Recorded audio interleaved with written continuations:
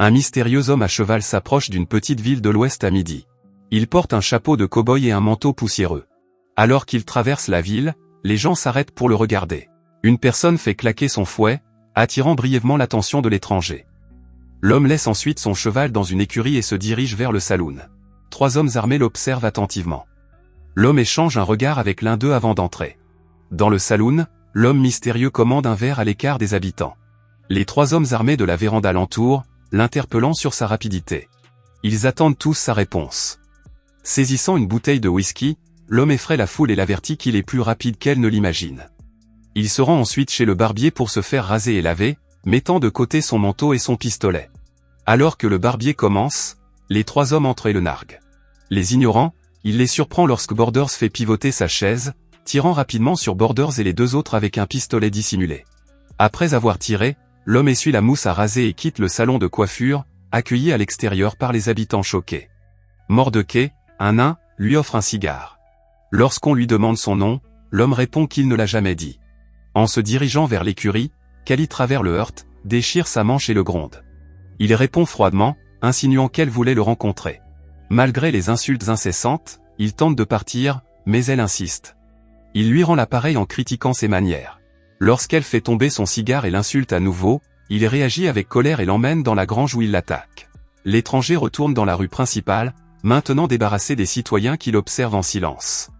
Il se rend dans un hôtel, demande une chambre au propriétaire sans signer le registre et ferme la porte avant de boire du whisky et de s'endormir.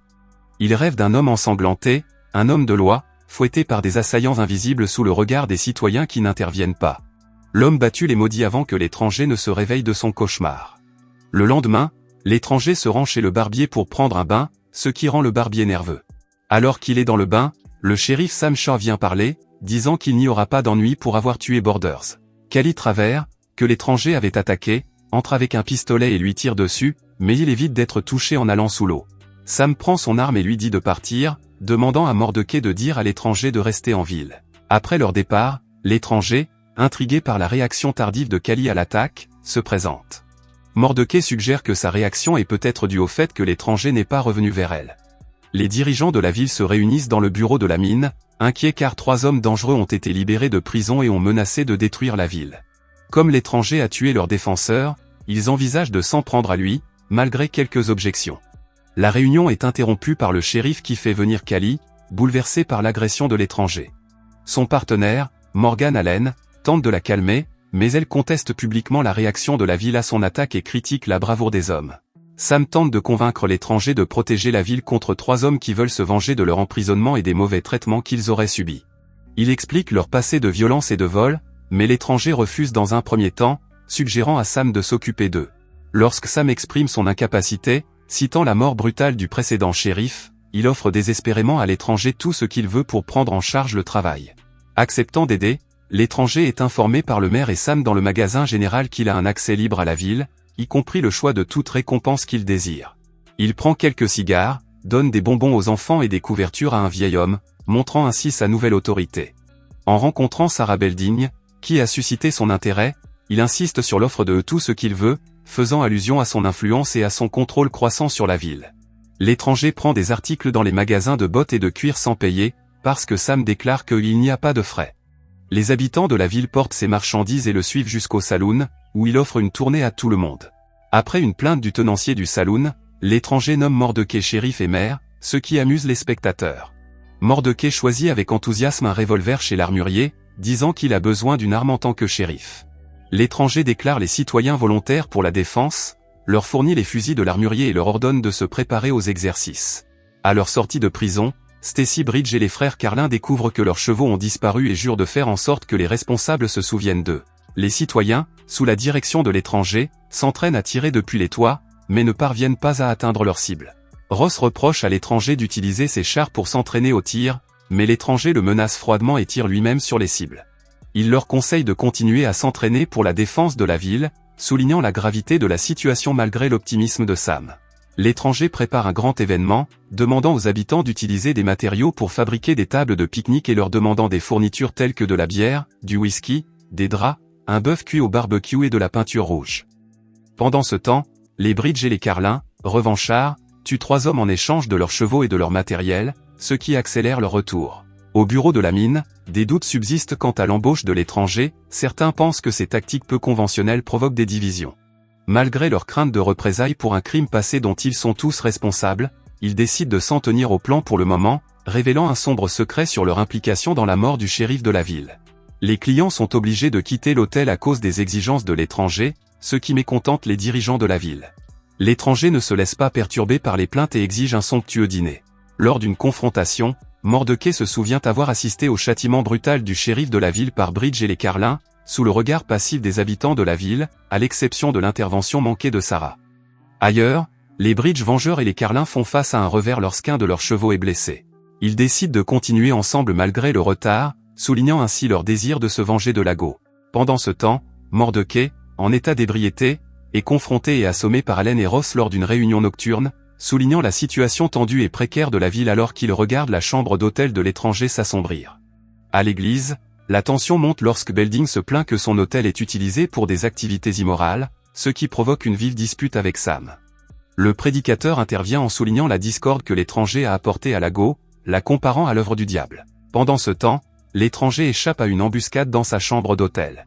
Caché sur un rebord, Cally émerge juste avant que Morgan Allen, Jake Ross et leurs hommes ne fassent irruption, attaquant ce qu'ils pensent être l'étranger au lit. L'étranger contre-attaque en jetant de la dynamite dans la chambre, provoquant une explosion qui ne permet qu'à une partie des assaillants de s'échapper. Après l'embuscade, l'étranger abat 2 attaquants qui s'enfuient de l'hôtel.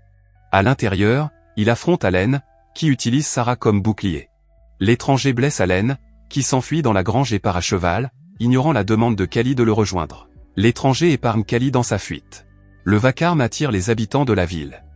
Belding révèle par inadvertance qu'il est au courant de l'attaque prévue, ce qui met en colère l'étranger, qui ordonne de creuser des tombes pour les morts. Drake tente d'assurer l'étranger de son innocence et renégocie son séjour en lui promettant une prime, que l'étranger augmente. Malgré le scepticisme de Drake concernant le paiement, l'étranger insiste pour que lui et Belding aident à creuser les tombes, montrant qu'il a entendu et désapprouve leurs doutes privés. Après l'attaque de l'hôtel, Sarah dit à l'étranger qu'elle ne peut dormir que dans sa chambre. Il la conduit à l'intérieur malgré ses protestations.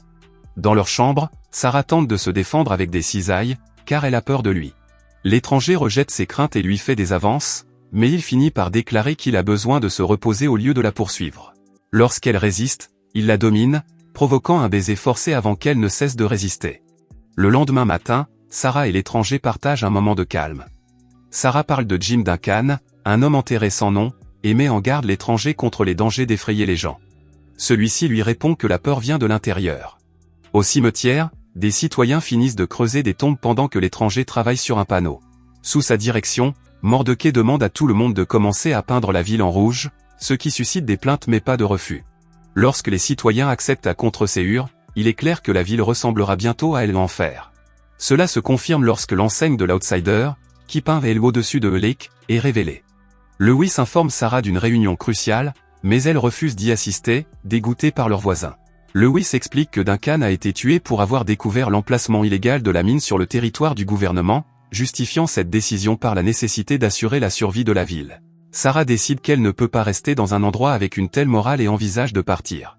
Pendant ce temps, Bridge et les Carlin trouvent un Allen affaibli à l'extérieur de la ville. Ils tentent de le forcer à leur donner la combinaison du coffre-fort, en lui offrant de l'eau et de l'ombre en échange. Allen refuse et les maudit. Lorsque les menaces échouent, Bridge le tue, décidant plutôt d'utiliser de la dynamite sur le coffre-fort. L'étranger tend une embuscade à Bridge et aux Carlin depuis une crête, d'abord avec un coup de fusil, puis en utilisant de la dynamite pour les confondre et les désorienter. Malgré leurs efforts pour riposter, ils ne parviennent pas à repérer l'attaquant, qui parvient à blesser Cole et à les maintenir sous pression à l'aide d'explosifs et de coups de feu. Prenant l'étranger pour quelqu'un d'autre, ils tentent de négocier, mais en vain. Après avoir résisté à l'attaque, ils jurent de se venger de Lago. De retour à Lago, désormais entièrement peint en rouge, l'étranger prévient Mardochée que leurs adversaires approchent. Mardochée informe la ville, y compris les hommes inquiets du saloon, de se préparer à l'affrontement. L'étranger demande aux tenanciers du saloon de signaler l'arrivée de Bridge et des Carlin en faisant sonner la cloche de l'église. Alors que Bridge et les Carlin approchent de Lago, l'étranger, vêtu de son manteau, boit nonchalamment dans le saloon malgré l'inquiétude des autres. Mordecai s'interroge sur la suite de leur plan et l'étranger lui répond qu'ils devront vivre avec les conséquences. Dehors, alors que tout le monde est en place sous la bannière Welcome Home Boys, Mordecai apprend qu'il doit donner le signal de l'action. Alors que la cloche de l'église commence à sonner, signalant l'arrivée de leurs ennemis, l'étranger quitte la ville sur son cheval, laissant les citoyens seuls face à l'affrontement imminent. Lorsque Bridge et les Carlins voient la bannière de bienvenue, ils entrent agressivement dans la go, tirant et semant le chaos. Malgré l'ordre de Mordecai de riposter, les citoyens sont submergés. Sam et certains des défenseurs sont assommés et l'homme de main est mortellement blessé. Stacy tue Drake près du lac. La nuit, les assaillants maîtrisent les citoyens démoralisés dans le saloon. Lorsque Cole demande qui leur a tendu une embuscade, l'étranger intervient avec un fouet, entraînant Cole à l'extérieur et mettant fin à ses jours. Le bruit de l'affrontement choque toutes les personnes présentes. À la fin de la rencontre, l'étranger jette le fouet ensanglanté dans le saloon, laissant les habitants et les agresseurs en état de choc. Stacy demande à tout le monde de voir le corps de Cole, mais la recherche de l'agresseur reste infructueuse jusqu'à ce qu'une fausse dynamite effraie tout le monde. Les chevaux ayant disparu, Stacy et Dan cherchent prudemment, jusqu'à ce que Dan soit soudainement pendu par l'étranger. Alors que Stacy réagit, l'étranger le piège et l'affronte, tirant sur l'arme de Stacy, puis sur Stacy lui-même lorsqu'il est défié. Belding tente de tirer sur l'étranger par derrière, mais Mordecai intervient, sauvant l'étranger d'un coup de feu opportun. L'étranger reconnaît Mordecai et quitte les lieux. Le lendemain, l'étranger aperçoit Sarah quittant la ville et ils se reconnaissent. Au cimetière, l'étranger et Mardochée partagent un dernier moment sans révéler le nom de l'étranger. Mordecai reste pour graver une pierre tombale pour le shérif Jim Duncan alors que l'étranger s'en va, disparaissant à l'horizon. Merci d'avoir regardé. Si vous avez aimé la vidéo et que vous souhaitez aider la chaîne à grandir, laissez un like, un commentaire et abonnez-vous.